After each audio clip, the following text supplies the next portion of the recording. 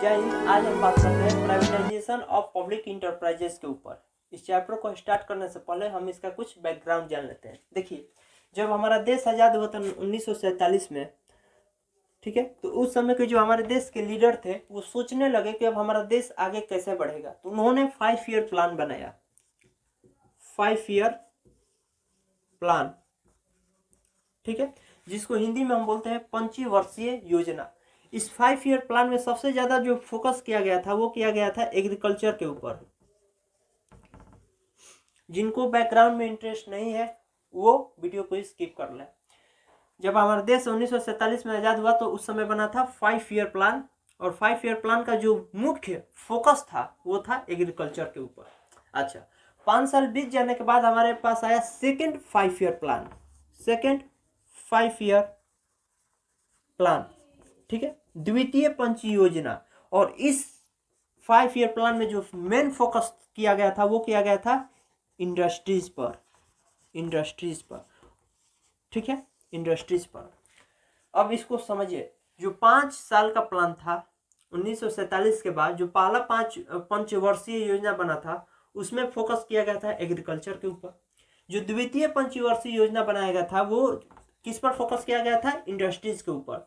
Industry अब government लगाने लगी, बहुत ज़्यादा इंडस्ट्री लगाने लगी, हर तरफ गवर्नमेंट अपना इंडस्ट्री खोलने लगी। हुआ क्या, 1956 में एक रिजोल्यूशन पास हुआ जिसको हम लोग बोलते हैं आईपीआर, और यहीं से जन्म हुआ प्राइवेटाइजेशन का। आईपीआर का फुल फॉर्म होता है industrial policy resolution,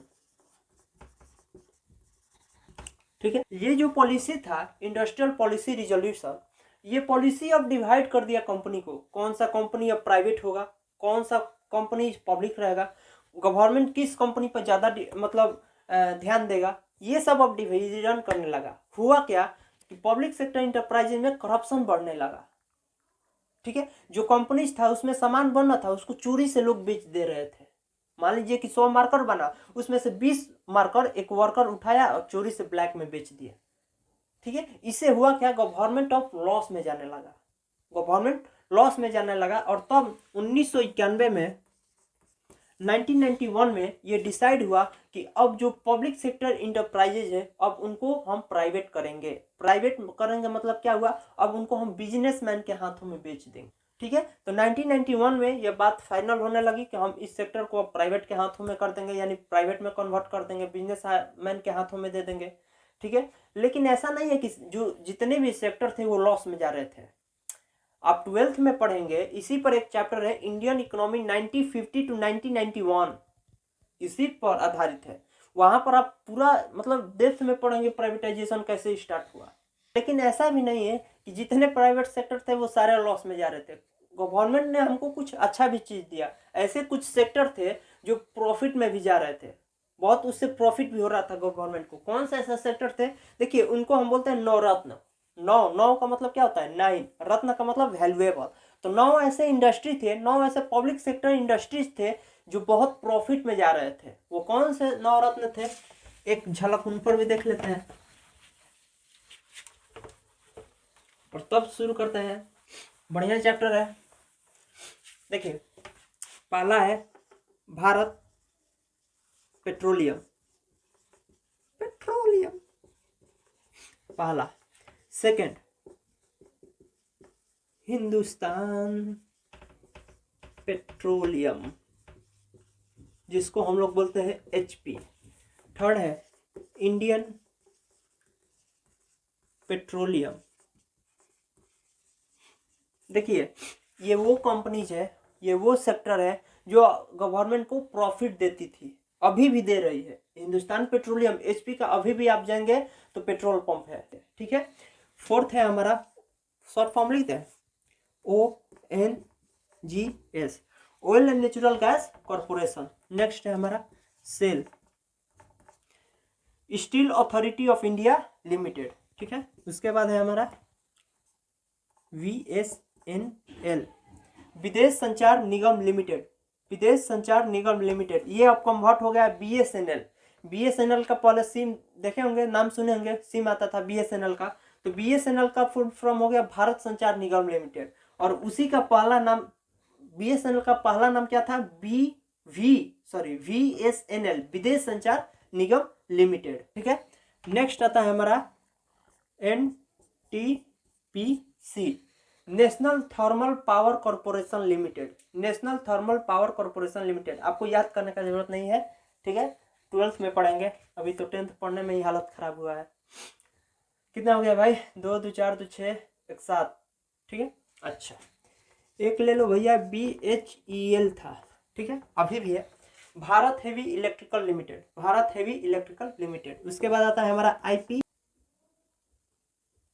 IPCL, implantable intraocular lens, implantable intraocular lens, ये क्लोथिंग बैग्स ये सब बनाने वाली कंपनियां थी, ठीक है। तो ये वो 9 पब्लिक सेक्टर इंटरप्राइजेज हैं जो उस समय भारत को प्रॉफिट दे रहे थे और आज भी प्रॉफिट दे रहे हैं, एक्सेप्ट BSNL, इसको हटा दीजिए, ठीक है। समझ में आया बैकग्राउंड, ठीक है। क्या बताया मैंने, जब 1947 में हमारा देश आजाद हुआ था तब बना था फर्स्ट 5 ईयर प्लान, उस पर फोकस किया गया था एग्रीकल्चर पर।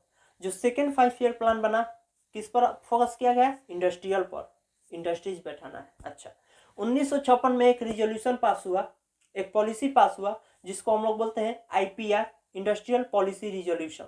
इस पॉलिसी के तहत हमने जो सेक्टर थे उनको डिवाइड कर दिया कि ये कंपनी को प्राइवेट रखना है, इस कंपनी को हम लोग पब्लिक रखेंगे, इस पर ज़्यादा ध्यान देना है, उनको लाइसेंस नहीं देना है, यानी ये सब हम करने लगे। तो 1956 में जब पॉलिसी ये स्टार्ट हो गई तो उस समय अब करप्शन बढ़ गया पब्लिक सेक्टर इंटरप्राइज में, लीकेज होने लगा, सामान का चोरी होने लगा, ब्लैक में उसको बेचा जा रहा था सामान को, गवर्नमेंट का जो हेवी मशीन था उसका चोरी हो जाता था, ठीक है। तो ये सब बढ़ने लगा, गवर्नमेंट प्रॉफिट के बजाय लॉस में जाने लगा। तो 1991 में गवर्नमेंट ये डिसाइड किया, उस समय मनमोहन सिंह फाइनेंस मिनिस्टर थे, ये डिसाइड किया कि यार कुछ सेक्टर जो है जो बहुत लॉस में जा रहे हैं उनको हम प्राइवेट में कन्वर्ट कर देंगे, ठीक है। लेकिन उस समय के जो सेक्टर थे जो गवर्नमेंट को प्रॉफिट दे रहे थे वो ये 9 थे, जिनको हम लोग नवरत्न के नाम से जानते हैं, आप 12th क्लास में पढ़ेंगे। आई होप कि आपको ये बैकग्राउंड अच्छा लगा होगा। तो चलो यार अब चैप्टर को स्टार्ट करते हैं।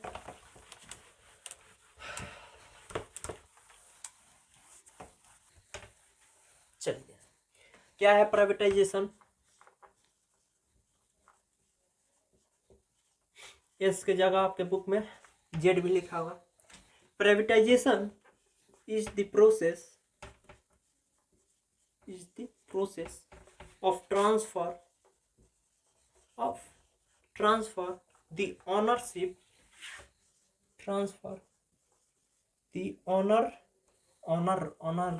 ownership of a concern from a public sector to private sector, खत्म, ठीक है। Privatisation is the process of transfer the ownership. क्या है, प्राइवेटाइजेशन एक ऐसा प्रोसेस है जिसमें हम ओनरशिप को ट्रांसफर करते हैं। जैसे ये मार्कर मेरा है, हक मेरा है, यानी ओनरशिप में मार्कर का हुआ, ये मार्कर अगर हम आपको दे दिए तो अब इस मार्कर पर मेरा हक नहीं है, यानी हम अपना ऑनरशिप क्या किए, शिफ्ट कर दिए। वही यहाँ पर बोल रहा है प्राइवेटाइजेशन एक ऐसा प्रोसेस होता है जिसमें जो ऑनरशिप होता है वो पब्लिक सेक्टर से प्राइवेट सेक्टर के हाथों में चला जाता है, यानी जो पब्लिक सेक्टर का हक होता है अब वो उसका हक नहीं रहा, अब वो हक प्राइवेट सेक्टर का हो गया। समझ में आया। प्राइवेटाइजेशन एक ऐसा प्रोसेस है जिसमें हम ऑनरशिप को ट्रांसफर करते हैं पब्लिक सेक्टर से प्राइवेट सेक्टर के हाथों में। अच्छा बहुत सारे लोग को ये भी समझ में नहीं आया होगा कि पब्लिक सेक्टर क्या होता है, प्राइवेट सेक्टर क्या होता है। देखिए पब्लिक सेक्टर का मतलब होता है गवर्नमेंट, जो भी गवर्नमेंट का चीज होता है उसको हम लोग बोलते हैं पब्लिक सेक्टर। प्राइवेट सेक्टर का मतलब होता है बिजनेसमैन या इंटरप्रेन्योर, जो बड़े बड़े इंटरप्रेन्योर होते हैं। अरे मुकेश अंबानी क्या है, बिजनेसमैन है, नाम सुने ना, इंटरप्रेन्योर, ठीक है। समझ में आया डिफिनेशन। प्राइवेटाइजेशन एक ऐसा प्रोसेस है जिसमें हम लोग ऑनरशिप का ट्रांसफर करते हैं गवर्नमेंट के हाथ से बिजनेसमैन के हाथों में। अच्छा, एक और टर्म है जिसको आपको समझना बहुत बहुत बहुत जरूरी है, क्वेश्चन वहां से पूछेगा। क्या है वो टर्म है प्राइवेटाइजेशन और डिसइन्वेस्टमेंट। बुक में सब देखे, इसी को बोलते हैं डीनेशनलाइजेशन। ठीक है, प्राइवेटाइजेशन क्या है, डिसइन्वेस्टमेंट क्या है, देखिए दोनों में डिफरेंस क्या है। पहले मार्कर से समझाते हैं। ये मार्कर को अगर हम हमेशा के लिए आपको दे दिए, उसको समझ जाइए कि वो हो गया प्राइवेटाइजेशन। अब इसमें मेरा हक नहीं है। प्राइवेटाइजेशन भी यही है, एक बार गवर्नमेंट किसी चीज को अगर प्राइवेट कर दिया, यानी अब गवर्नमेंट का उसमें इंटरफेयर नहीं रहेगा, जीरो वैल्यू है, गवर्नमेंट का उसमें जीरो वैल्यू है। मान लीजिए कि ये मार्कर 10 रुपया का है, आप हमको 10 रुपया दिए और ये मार्कर ले लिए, तो अब इस मार्कर पर मेरा हक नहीं है। यही हुआ प्राइवेटाइजेशन। दिस इन्वेस्टमेंट का मतलब क्या हुआ, गवर्नमेंट अपना कुछ शेयर बेच रही है। प्राइवेटाइजेशन मतलब पूरा कंप्लीट रूप से हम उसको प्राइवेट कर दिए। दिस इन्वेस्टमेंट या डीनेशनलाइजेशन का मतलब हम कुछ शेयर बेच रहे हैं। ठीक है, अभी भी मैंने उसको, अभी भी कौन चलाएगा, गवर्नमेंट ही चलाएगा। ठीक है, समझ में। प्राइवेटाइजेशन का मतलब अगर ये कोई फैक्ट्री है, ठीक है, ये कोई अगर फैक्ट्री है तो हम इसको पूरा फैक्ट्री ही बेच दिए दूसरे आदमी को। ठीक है, अब इस बंदा पर निर्भर करता है कि इस फैक्ट्री में आग लगाए या इसको आगे बढ़ाए या इसका तोड़े फोड़े।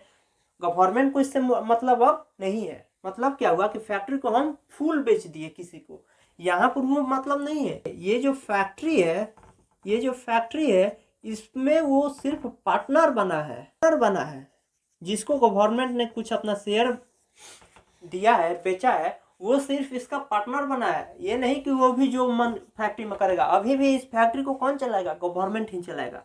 प्राइवेटाइजेशन में क्या था, इस फैक्ट्री को पूरा कंप्लीट रूप से गवर्नमेंट ने बेच दिया। अब इस मान लीजिए कि ये जो बंदा खरीदा है, इसका मन इस फैक्ट्री में आग लगाए या इस फैक्ट्री को तोड़ दे, गवर्नमेंट अब इसमें इंटरफेयर नहीं करेगी, क्योंकि ये बंदा इस फैक्ट्री को कंप्लीट रूप से खरीद लिया है। यहाँ पर वो बात नहीं है, इस फैक्ट्री में ये बंदा सिर्फ पार्टनर हुआ है। ठीक है, गवर्नमेंट ने इस बंदा को कुछ शेयर बेचे हैं कि लो इस फैक्ट्री का 20% शेयर तुम रख लो। अब शेयर क्या होता है, शेयर ये होता है कि मान लीजिए कि मार्कर खरीदने में मेरा कॉस्ट है 10 रुपया। ठीक है, तो 2 रुपया आप दिए, 8 रुपया हम दिए, इसको बोलते हैं शेयर। आप कितना परसेंट का शेयर किए, 20% का, 80% मेरा था। समझ में आया। चलिए अब हम बात करते हैं कि नीड ऑफ प्राइवेटाइजेशन। अच्छा हाँ, देखिए जो आपको डिफिनेशन लिखे थे प्राइवेटाइजेशन का, क्या था वो, privatisation is the process of transfer the ownership of a concern from the public sector to the private sector. यही था। अगर हम इस डिफिनेशन को अपोजिट कर दें, यानी इस डिफिनेशन को अगर हम अपोजिट कर दें, अपोजिट करने का मतलब क्या है कि प्राइवेट सेक्टर वाले अपना ऑनरशिप पब्लिक सेक्टर वाले को बेच रहे हैं, तो इसको बोलते हैं नेशनलाइजेशन। नेशनलाइजेशन का मतलब क्या हुआ, कोई प्राइवेट सेक्टर वाला बंदा पब्लिक सेक्टर के हाथों में अपना ओनरशिप दे रहा है, उसको बोलते हैं नेशनलाइजेशन। ठीक है, कंफ्यूज नहीं हो जाएगा, क्वेश्चन इसलिए आता है। ठीक है, डिसइन्वेस्टमेंट क्या है, तो क्या है डिसइन्वेस्टमेंट। डिसइन्वेस्टमेंट का मतलब बताइए। डिसइन्वेस्टमेंट का मतलब गवर्नमेंट अपना कुछ शेयर प्राइवेट सेक्टर वाले को दे रही है। चलिए अब बात करते हैं need of privatisation.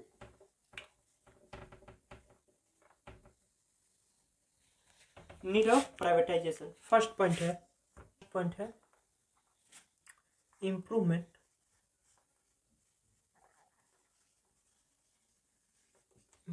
In production.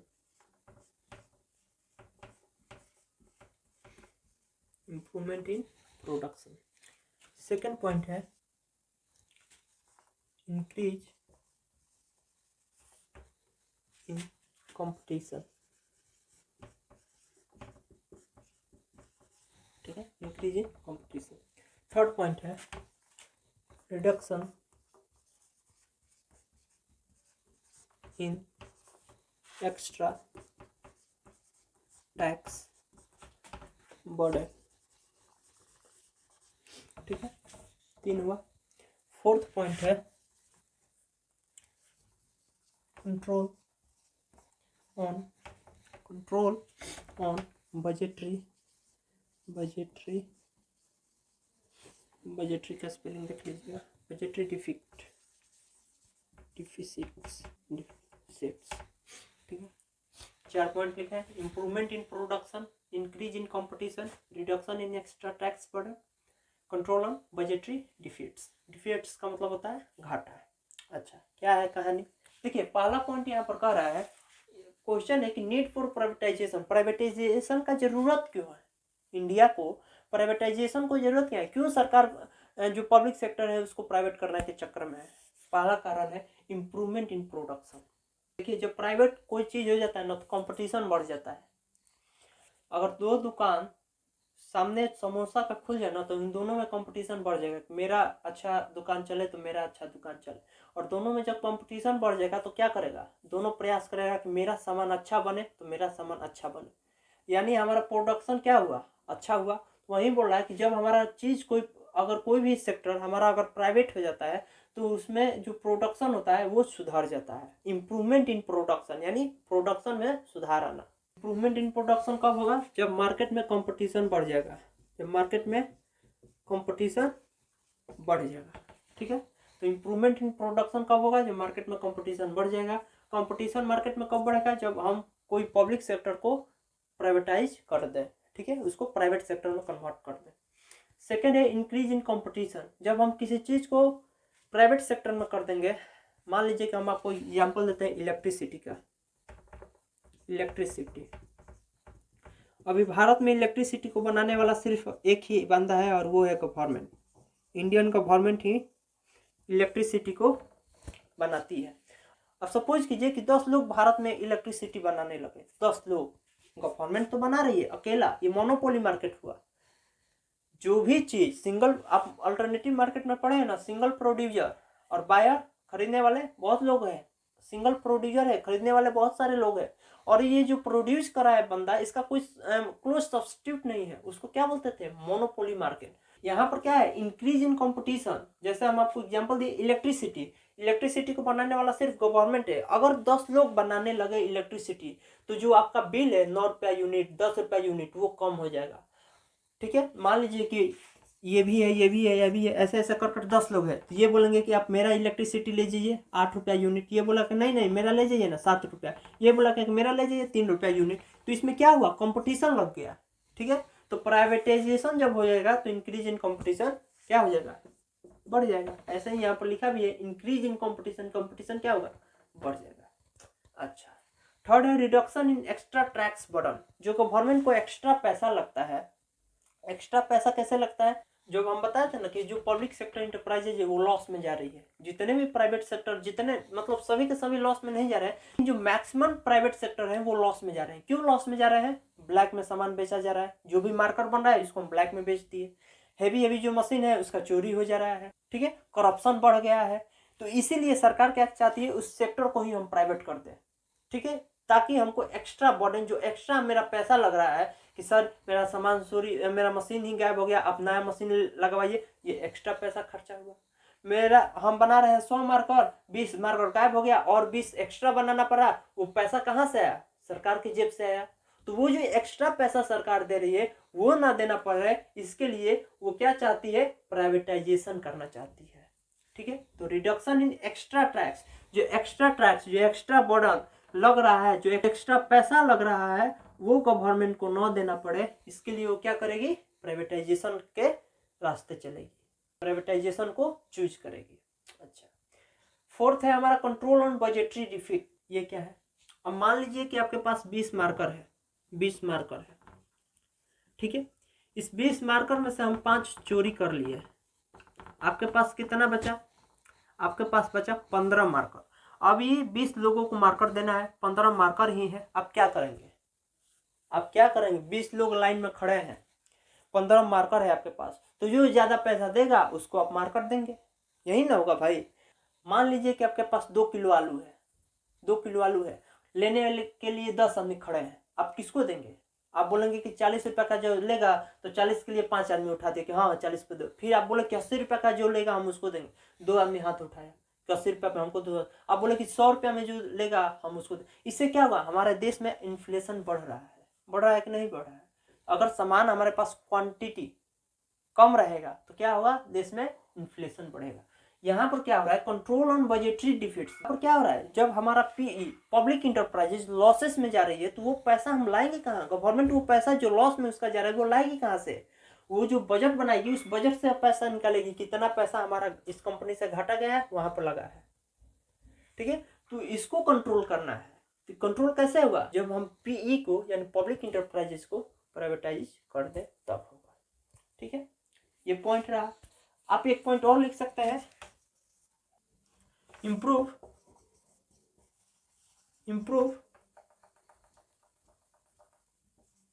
efficiency। improve efficiency। देखिए, जितने भी गवर्नमेंट सर्वेंट होते हैं, जिनका सरकारी नौकरी होता है, उनके माइंड में एक चीज बैठ जाता है कि मेरा ये जो नौकरी लग गया अब वो फिक्स है, हमको गवर्नमेंट मंथली 40,000 45,000 रुपया देगी, हम काम करें या ना करें। आपके स्क्रीन पर एक गवर्नमेंट टीचर का इमेज आ रहा है। गवर्नमेंट टीचर स्कूल में कितना पढ़ाते हैं यार? 0 पढ़ाते हैं, लेकिन उनका मंथली इनकम कितना है?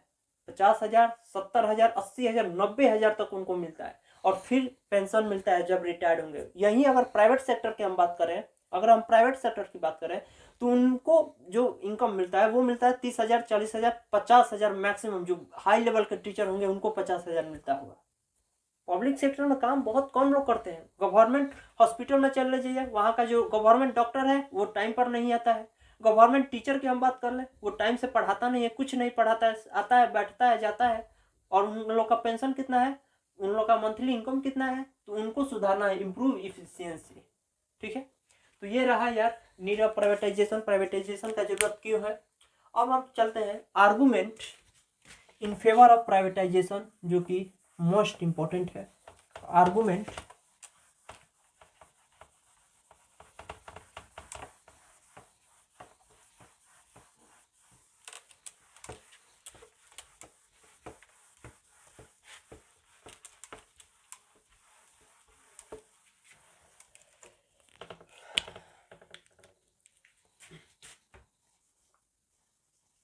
arguments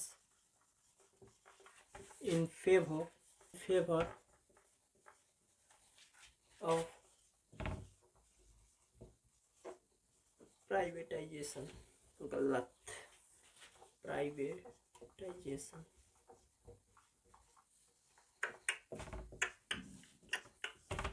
arguments in favour of privatisation.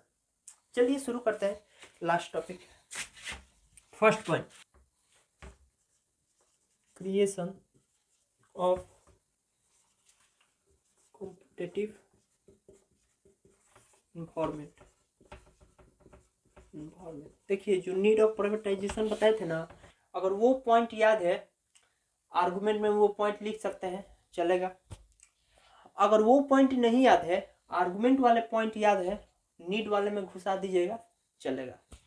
बोलना है जो समझ में आ रहा है। अगर नीड ऑफ प्राइवेटाइजेशन पूछे, आपको नहीं याद है, argument in favour of privatisation पता है, यही वाला पॉइंट उसमें लिख लीजिएगा। अगर नीड ऑफ प्राइवेटाइजेशन पता है, argument in favour of privatisation भूल गए, तो नीड वाले पॉइंट इसमें लिख लीजिएगा।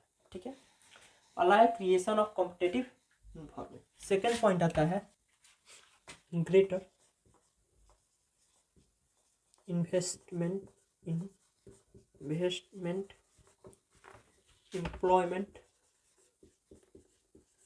employment and income opportunities।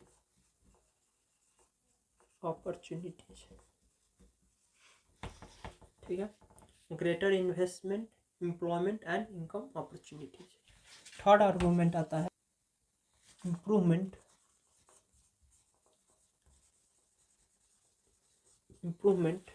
in managerial efficiency, ठीक है, कितना पॉइंट होगा, 3 पॉइंट। फोर्थ क्या लिखे भाई, क्रिएशन ऑफ कॉम्पिटिटिव इन्वायरमेंट हो गया, greater investment employment and opportunity हो गया, improvement in managerial efficiency, fourth point होगा हमारा, फोर्थ पॉइंट है हमारा। नेक्स्ट पॉइंट हमारा greater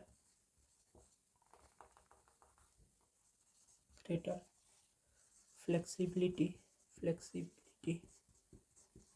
greater flexibility in decision making, ठीक है। नेक्स्ट पॉइंट आता है हमारा क्लियरिटी ऑफ ऑब्जेक्टिव्स, चलिए देखिए कितना 5 पॉइंट हो गया ना। फर्स्ट पॉइंट है क्रिएशन ऑफ कॉम्पिटिटिव इन्वायरमेंट, ठीक है। सेकंड है greater investment employment and income opportunity, improvement in managerial efficiency, greater flexibility in decision making and fourth है क्लियरिटी ऑफ ऑब्जेक्टिव। ऐसे पढ़ा है कि ऐसे पढ़ा है? ऐसे पढ़ाते हैं। क्रिएशन ऑफ कॉम्पिटिटिव इन्वायरमेंट, देखिए वही पॉइंट है जो हम बताए थे ना नीड ऑफ प्राइवेटाइजेशन में, उसमें क्या था, इंक्रीज इन कंपटीशन। यहाँ पर क्या है, क्रिएशन ऑफ कॉम्पिटिटिव इन्वायरमेंट, यहाँ पर एक इन्वायरमेंट बन जाता है कंपटीशन का। समोसा वाला एग्जांपल दिए थे कि 2 दुकान पर समोसा बन रहा है, अब दोनों क्या चाहेगा कि जो आम जनता है, जो आम आदमी है, जो आम सिटीजन है, वो हमसे खरीदे, वो भी चाहेगा कि वो भी हमसे खरीदे। इसके लिए क्या करेगा, रेट अपना कम कर देगा और जो आप उसका सामान है, समोसा का जो क्वालिटी है उसको बढ़ा देगा। इससे क्या हुआ, कंपटीशन। अब वो भी इसको देखेगा, अरे यार इसका समोसा बिक रहा है, इसमें जरूर कुछ क्वालिटी चेंज हुआ, अब इसका भी नकल वही करेगा, वो भी अपना क्वालिटी सुधार देगा। यानी कहीं ना कहीं क्या हो रहा है, कंपटीशन हो रहा है। आपके क्लास में कंपटीशन नहीं होता है कि यार उसका 89% आया, मेरा 90% आया, इस बार जमकर पढ़ेंगे, तो क्या हुआ, कंपटीशन हुआ। तो यही बोल रहा है क्रिएशन ऑफ कॉम्पिटिटिव इन्वायरमेंट। जब हम पब्लिक सेक्टर इंटरप्राइज को प्राइवेट सेक्टर में कन्वर्ट कर देते हैं तो क्या होता है, कंपटीशन इंक्रीज हो जाता है। अच्छा, सेकंड पॉइंट है हमारा greater investment employment and income opportunity. ये क्या कह रहा है, देखिए हम आपको एग्जांपल से समझाते हैं। रतन टाटा बहुत बड़ा बिजनेसमैन है, ठीक है, इन्वेस्टमेंट बहुत बड़ा बड़ा करते हैं। वो अपना जो इनकम है, कहा जाता है कि अपना इनकम का वो 60% डोनेट कर देते हैं, दान दे देते हैं। जब आप जमशेदपुर टाटा स्टील फैक्ट्री में जाएंगे तो वहाँ पर आप जाएंगे तो देखेंगे कि यार हर जो एक्टिविटी है वो गवर्नमेंट कंपनी की जैसा है। गवर्नमेंट कंपनी में आप जाएंगे या गवर्नमेंट अगर किसी का सरकारी नौकरी होता है तो क्या होता है, जब वो रिटायर्ड होता है तो पैसा मिलता है और उसको पेंशन दिया जाता है लाइफ टाइम के लिए। जमशेदपुर टाटा में अगर आप जाएंगे काम करने के लिए तो वहाँ पर भी आपको पेंशन दिया जाता है। जब आप रिटायर्ड हो जाएंगे तो आपको मंथली पेंशन दिया जाएगा। बात ये जानते थे आप, जमशेदपुर टाटा में स्टील फैक्ट्री में आप काम करने जाएंगे तो आपको पेंशन दिया जाएगा मंथली जब आप रिटायर्ड हो जाएंगे। तो कहाँ से ये पेंशन दे रहा है, आपका मान लीजिए कि आप काम कर रहे हैं, आपका मंथली इनकम है 30,000 रुपया या 20,000 रुपया, तो आपको 18,000 ही रुपया दिया जाएगा, 2,000 रुपया आपका कट जाएगा। ये कब मिलेगा, जब आप रिटायर्ड होंगे तब वो 2,000 रुपया मिलेगा। कहने का मतलब क्या है, देखिए जो रतन टाटा है वो इन्वेस्टमेंट बहुत ज़्यादा करते हैं। जमशेदपुर में स्टील, जितने भी इंडिया में स्टील का काम होता है वो सप्लाई करते हैं। जितने भी पुल बनाना है रतन टाटा के कंपनी साथ, ठीक है। सेकेंड है एम्प्लॉयमेंट, रतन टाटा कितने लोग को एम्प्लॉय किए हैं, कितने लोगों को रोजगार दिए हैं, बहुत सारे लोगों को रोजगार दिए हैं, दिए कि नहीं, ठीक है। अब आप ही बताइए कि सारा स्टील जितने भी भारत में पुल बन रहे हैं वो वहीं से आएगा, तो उनका कैपिटल फॉर्मेशन इंक्रीज हो जाएगा। जब उनका कैपिटल फॉर्मेशन इंक्रीज होगा तो वो अपना जो पैसा है और इन्वेस्ट करेंगे और कंपनी खोलेंगे और फैक्ट्री लगाएंगे और लोगों को रोजगार मिलेगा। इससे क्या होगा, देश को कहीं ना कहीं बेनिफिट ही है, इकोनॉमिक ग्रोथ ही है, ठीक है। उसके बाद आता है हमारा improvement in managerial efficiency. Managerial efficiency, देखिए आप प्राइवेट सेक्टर में एक चीज़ कॉमन है, वहाँ पर किसी का दबाव नहीं है, पॉलिटिकल इंटरफेरेंस नहीं है। जैसे मान लीजिए कि आप अगर गवर्नमेंट सेक्टर की बात करें, पब्लिक सेक्टर की बात करें, तो आप सरकारी हॉस्पिटल में जाएंगे ना तो आपको मंत्री जी से पैरवी लगवाना पड़ेगा। जब आप कभी सरकारी हॉस्पिटल में जाइएगा किसी पेशेंट को लेकर या ऐसे ही घूमने, उस दिन आपको एहसास होगा कि पैरवी क्या चीज़ होती है। आप किसी पेशेंट को लेकर गए ना तो डॉक्टर उस पेशेंट को नहीं देखेगा जब तक आपका पैरवी नहीं है। इसीलिए हम आप सबको बोलते हैं कि पढ़िए मन लगाकर, कि जिस दिन आप कहीं भी जाए हाहाकार मचिए, अरे यार सर आए सर आए, पैरवी क्या चीज होती है, जाकर गवर्नमेंट हॉस्पिटल में देखिए, हर चीज यहाँ पर करप्ट है भाई, हर चीज करप्ट है। मंत्री आईएएस को बोला कि हमको इतना घूस दो नहीं तो तेरा ट्रांसफर करवा देंगे। आईएएस अपने नीचे स्तर के अधिकारी को बोला, एसपी को बोला, एसपी जो हेड कांस्टेबल है, इंस्पेक्टर है, उसको बोला। मंत्री, उसके बाद आईएएस, उसके बाद एसपी, उसके बाद उसके नीचे जो इंस्पेक्टर है, उसके बाद कांस्टेबल, यानी हर सीढ़ी करप्टेड है, यानी हर चीज करप्टेड है। किसमें? पब्लिक सेक्टर में। अगर यही प्राइवेट सेक्टर की बात करें, आप चले जाइए जियो के कंपनी में, वहां पर कोई इंटरफेयर नहीं करेगा पॉलिटिकल चीज, आपको कोई भी नहीं। प्राइवेट हॉस्पिटल में आप जाइए, आपका तुरंत इलाज हो जाएगा, ठीक है। तो वहीं पर यहाँ पर बोल रहा है इंप्रूवमेंट इन मैनेजरियल इफिशियंसी, यानी जो पॉलिटिक्स का इंटरफेयर है वो खत्म हो जाएगा। प्राइवेट सेक्टर में पॉलिटिक्स का कोई रोल नहीं है। अगर आप बड़े बड़े हॉस्पिटल में जाएंगे तो वहां पर आपका तुरंत इलाज हो जाएगा, ये नहीं आपसे पूछा जाएगा आपके पास पैसा होना चाहिए। वहां पर कोई नेता, कोई मंत्री का पैर भी नहीं चाहिए, ठीक है। तो वही यहाँ पर बोला है कि अगर हम किसी चीज को, पब्लिक सेक्टर को हम प्राइवेट कर देते हैं तो हमारे पास मैनेजरियल जो इफिशियंसी है वो सुधर जाएगा। यानी मैनेजरियल इफिशियंसी का मतलब है कि जो पॉलिटिकल इंटरफेरेंस वाले चीज होते हैं, जो घूस वाले, जो करप्ट वाले चीज होते हैं, वो सुधर जाएगा। उसके बाद है greater flexibility in decision making. देखिए, प्राइवेट सेक्टर इंटरप्राइजेज में डिसीजन लेने में बहुत दिक्कत है। पहले ग्रुप बैठेगा, हम तो इसके पिछले वाले वीडियो में बताए थे, पब्लिक सेक्टर इंटरप्राइजेज में पहले ग्रुप बैठेगा, 5 लोग बैठ गए, ये चीज करना है, करे कि नहीं करे, बहुत डिस्कशन होगा, 5 महीना इसी में निकल गया, 1 साल इसी में निकल गया, तब तक मंत्री जी बदल गए, चुनाव आया, मंत्री जी हार गए, दूसरा मंत्री जी आए, फिर इनसे अब बहस हुआ। बहुत लफड़ा है प्राइवेट सेक्टर इंटरप्राइजेज में डिसीजन लेने में। अगर वहीं प्राइवेट सेक्टर की बात करें, उसका जो हेड है, बिजनेसमैन जैसे मुकेश अंबानी, एक बार डिसीजन ले लिए, सारे एम्प्लॉय उनका डिसीजन फॉलो करेंगे, ठीक है। तो ये अंतर है प्राइवेट सेक्टर में और पब्लिक सेक्टर में। डिसीजन मेकिंग जो दोनों का है, एक जो डिसीजन एक बार ले लिया, 2 घंटा सोचा, 3 घंटा सोचा, खत्म, वो किसी से सलाह नहीं करेगा कि हम ये करना चाहते हैं। और इसमें मंत्री जी, कभी एसपी, तो कभी ये इंस्पेक्टर आकर पहले सलाह करेंगे, फिर हम डिस्कस लेंगे, इसी में समय बीत गया। यानी यहाँ पर जो ऑटोनॉमी है, पब्लिक सेक्टर के हाथ में ऑटोनॉमी कम है as compare to private sector, ठीक है। नेक्स्ट है क्लियरिटी ऑफ ऑब्जेक्टिव, यानी ऑब्जेक्टिव क्या है, मेन पर्पस क्या है, ये माइंड में क्लियर ही नहीं है। जैसे हम लोग का अभी एज है, हम लोग क्या देखते हैं, हम लोग सोचते हैं कि देखे भी एकदम हीरो जैसा, खेले भी एकदम विराट कोहली के जैसा, पढ़ने में एकदम तेज हो जाए, मतलब हर चीज चाहते हैं कि हम भी टॉप हो जाए। ऐसा नहीं हो सकता है ना भाई, हम तो एक ही चीज में कुछ हो सकते हैं, या तो हम अच्छे पढ़ सकते हैं, ये नहीं हुआ, या तो अच्छे दौड़ सकते हैं, ये भी नहीं हुआ, अच्छा खेल सकते हैं, ये भी नहीं हुआ। अगर अच्छा हैंडसम देखे, हम टिकटॉक वीडियो बनाएंगे, उससे फेमस हो जाएंगे। रिया जली के पास क्या है, कुछ नहीं है भाई, स्मार्ट दिख रहा था बंदा, टिकटॉक पर वीडियो बनाया, हिट हुआ, आज देखिए कहाँ है। मिस्टर फैजू क्या है, कुछ नहीं है, हैंडसम था, टिकटॉक बनाया, खत्म। आपके पास जो स्ट्रेंथ है आप उसको पहचानिए।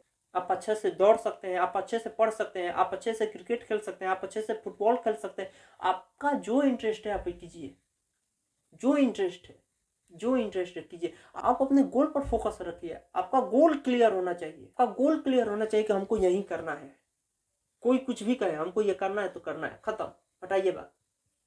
वही यहाँ पर बोला clarity of objective. Private sector में क्या है, मुकेश अंबानी एक बार सोच लिए कि हम जियो का सिम लॉन्च करेंगे तो करेंगे, कुछ भी हो जाए, उन्होंने जियो का लॉन्च कर दिया। और वहीं अगर पब्लिक सेक्टर की बात करें, ऑब्जेक्टिव ही नहीं है कि हमको ये इतना प्रोडक्शन कर कर सरकार को बेनिफिट देना है, नहीं, हमको मंथली इनकम मिल रहा है ना, हमको कोई मतलब नहीं है, हम सो रहे हैं। गवर्नमेंट सेक्टर का हर व्यक्ति एश्योर है कि उनको पैसा मंथली मिलेगा, 40,000 मिलेगा, वो काम करे या ना करे, क्या फर्क पड़ता है, ठीक है। तो इसीलिए हम बोल रहे हैं कि कुछ सेक्टर का प्राइवेटाइजेशन होना बहुत जरूरी है, कुछ सेक्टर ऐसे हैं जिनको प्राइवेटाइजेशन नहीं होना चाहिए, जैसे गवर्नमेंट स्कूल, गवर्नमेंट हॉस्पिटल अगर ये प्राइवेटाइज हो गए तो जो निचले वर्ग के लोग हैं उनको बहुत तकलीफ होगा। तो ये रहा कुछ आर्गूमेंट, ठीक है। और इसी के साथ ये चैप्टर आपका कंप्लीट हुआ। मिलते हैं नेक्स्ट वीडियो में, तब तक आप पढ़ाई करते रहिए और माँ बाप का नाम रोशन करते रहिए। Thank you so much.